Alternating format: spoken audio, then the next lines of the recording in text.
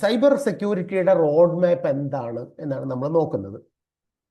എന്താണ് skill set required? നമുക്കതിന് കുറേ സ്കില്ലുകൾ വേണം. എല്ലാവർക്കും എല്ലതും, ഞാൻ പറഞ്ഞു വരുന്നത് എല്ലാവർക്കും എല്ലതും ചെയ്യാൻ പറ്റില്ല.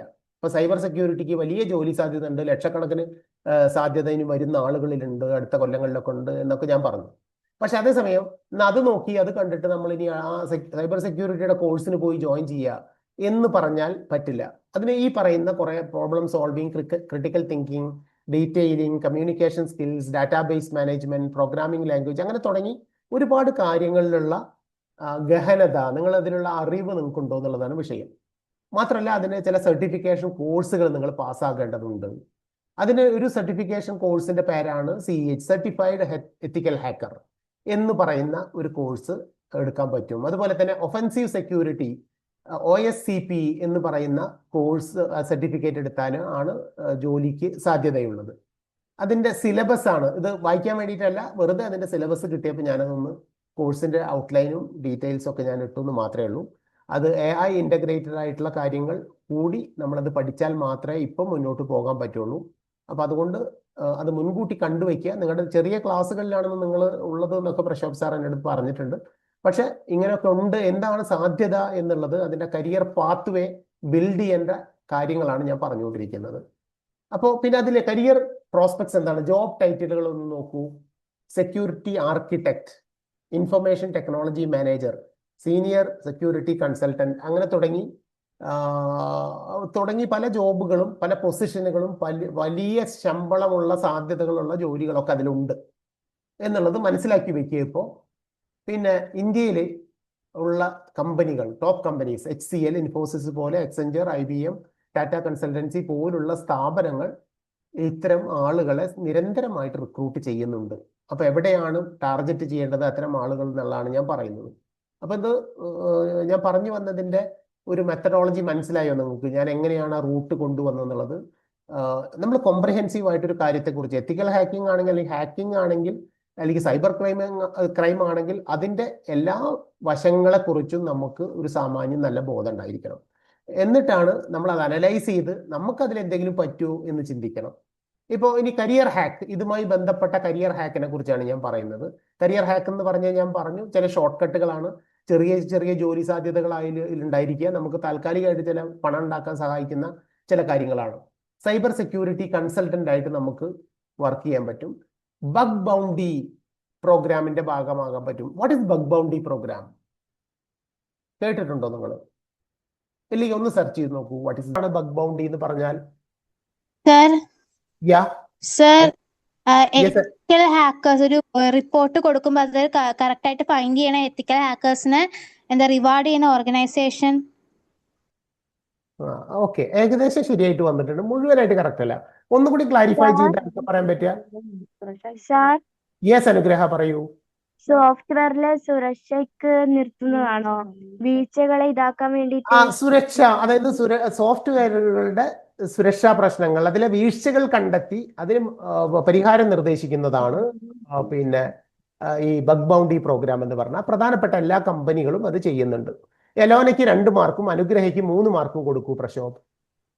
പിന്നെ അതുപോലെ തന്നെ freelance ethical hacking, cyber security online training, cyber security digital content availability, digital forensic and incident analysis, then security auditing, ഇങ്ങനെയൊക്കെ പറഞ്ഞ് കുറേ സാധ്യതകൾ ഒരു ഹാക്കുകളായിട്ട്, ചെറിയ ചെറിയ ജോലികളായി നമുക്ക് പാർട്ട് ടൈം ആയിട്ടൊക്കെ ചെയ്യാൻ പറ്റുന്ന കാര്യങ്ങൾ ഈ വിഷയത്തിൽ, ഈ മേഖലയിലുണ്ട് എന്ന് നിങ്ങൾ മനസ്സിലാക്കി വെക്കുക.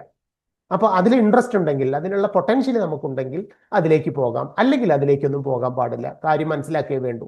അല്ലെങ്കിൽ ഇതിന് താല്പര്യമുള്ള ആളുകൾക്ക് പറഞ്ഞു കൊടുക്കുക, ആ മേഖലയിലുള്ള സാധ്യതകൾ ഇതാണ് എന്ന് പറഞ്ഞു കൊടുക്കുകയാണ് വേണ്ടത്.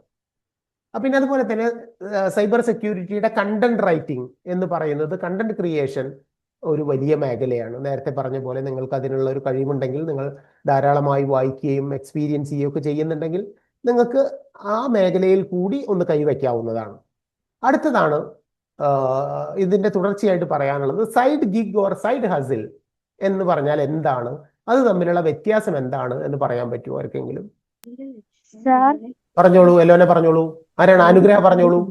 സൈഡ് ഗിഗിന്റെ പ്രധാന പ്രശ്നം ലക്ഷ്യം അത് അടിയന്തരമായി അധിക വരുമാനം കണ്ടെത്തുക എന്നതാണോ? അതെ അതെ, അത് ഈ Anugraha, you are searching, somebody supporting you, I'm happy for that.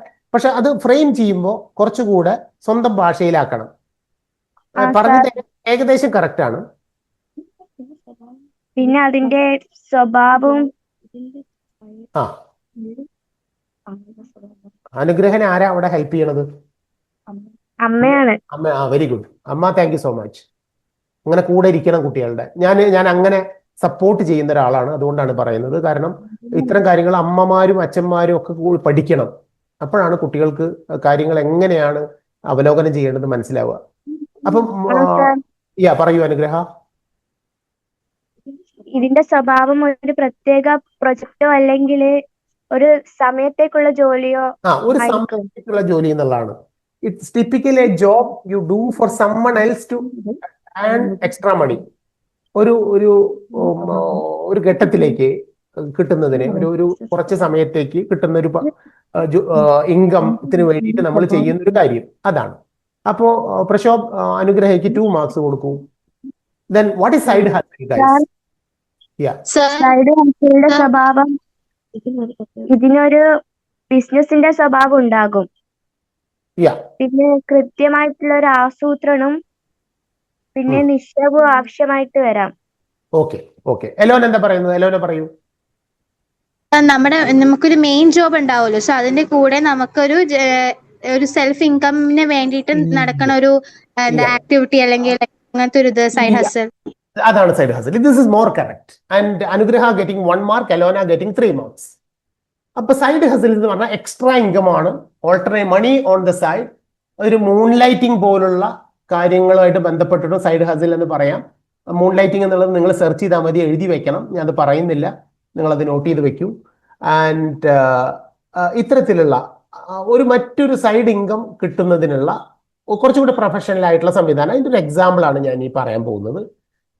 നോക്കൂ, ഇത്തരത്തിലുള്ള കഴിവുകൾ നിങ്ങൾക്ക് ഇത്തരത്തിലുള്ള സൈഡ് വർക്കുകളൊക്കെ കണ്ടെത്തുന്നതിനുള്ള ഒരു വാട്ട് ഈസ് അപ്പ് വർക്ക്? കേട്ടിട്ടുണ്ടോ അപ്പ് വർക്ക് എന്നുള്ളത്?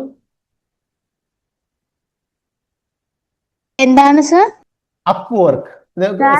പുറമേയുള്ള വർക്കാണോ? അപ്പ് വർക്ക് എന്ന് പറഞ്ഞാൽ അല്ല. അപ്പ് വർക്ക് എന്ന് പറഞ്ഞാൽ അതല്ല. അപ്പ് വർക്ക് എന്ന് പറഞ്ഞാൽ ഒരു ഡിജിറ്റൽ പ്ലാറ്റ്ഫോം ആണ്. നിങ്ങൾക്ക് ഒരു പക്ഷെ അറിയണ്ടാവില്ല. ഇത്തരത്തിലുള്ള പല വർക്കുകളും ടെമ്പററി ആയിട്ട്, സൈഡ് ഗിഗ് ആയിട്ട്, സൈഡ് ഹസിൽ ആയിട്ടൊക്കെ നമുക്ക് ഏറ്റെടുക്കാൻ അവൈലബിൾ ആയിട്ടുള്ള പ്ലാറ്റ്ഫോം ആണ് അപ്പ് വർക്ക്. ഒരു ഫ്രീലാൻസിങ് പ്ലാറ്റ്ഫോം ആണ് അപ്പ് വർക്ക്. അതുപോലെ തന്നെയാണ് ഫീവർ എന്ന് പറയുന്ന ഒരു പ്ലാറ്റ്ഫോം ഉണ്ട്, അത് എഴുതി വെക്കും നിങ്ങൾ. അപ്പ് വർക്ക് ആൻഡ് ഫീവർ ഇപ്പോഴല്ലെങ്കിൽ എപ്പോഴെങ്കിലും ആവശ്യം വരും. അതല്ലെങ്കിൽ നിങ്ങൾ കേപ്പബിൾ ആവുമ്പോൾ നിങ്ങൾക്ക് ഏതെങ്കിലുമൊക്കെ വർക്കിൽ നിങ്ങൾ മിടുക്കിയാണ് എന്ന് ഐഡന്റിഫൈ ചെയ്യുന്ന സമയത്ത് നിങ്ങൾക്ക് കണ്ടെത്താൻ അത് വർക്ക് കിട്ടാൻ സാധ്യതയുള്ള പ്ലാറ്റ്ഫോമുകളാണ് അപ്പ് വർക്കും ഫീവറും.